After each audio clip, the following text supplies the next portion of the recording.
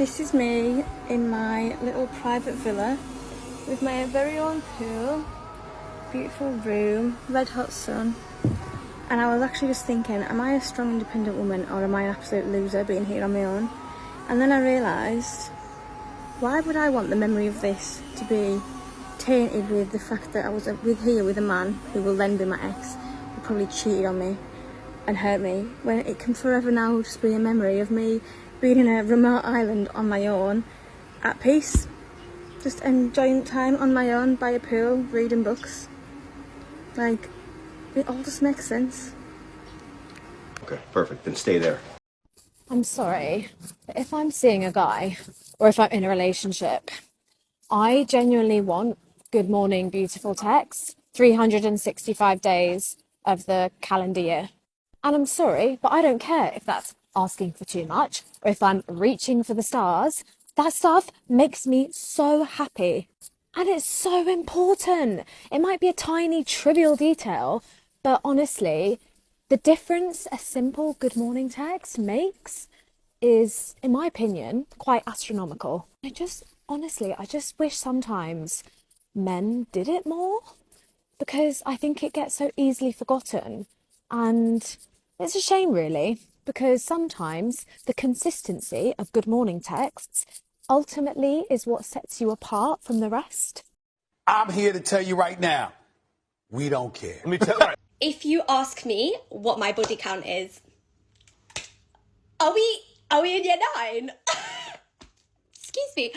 I'm a grown woman. Why are you asking me this question? Maybe down the line you can ask me like how many people I slept with. Like, listen, don't get it twisted. I can count it on one hand. It's not about what the number is that I don't want to share. It's that question shouldn't be leaving your lips. Do you know what I mean? Like, grow up. Because what's your mum's body count? Let's talk about that. Let's talk about it for a minute. Do you know what I mean? You don't want to have that conversation, so don't start it with me. But those are the two things that will get a man literally blocked. She belongs to the streets. She's making a confession that she is unable to find a man who treats her well, or that she's difficult to get along with. So yes, she's better off going alone. Go by yourself. She said she wants good morning texts, but when she receives good morning texts, she probably thinks the guy is too nice and eventually gets bored. Even if a Chad does this too often, he might be seen as too much of a nice guy. I would recommend you say, "Good morning, bitch," if you are going to give good morning texts. A double-edged sword of niceness and rudeness at the same time. If she says you're being rude, just say you are joking and then do it again the next morning. She'll get comfortable with it eventually. Otherwise, don't bother with good morning texts at all. Fair point, yeah. She said men should not be bothered about whether if a woman has a low or high body count, but their body count determines whether if they are going to be able to keep a committed relationship for the long term or not. So on the contrary, a man should be concerned about her body count.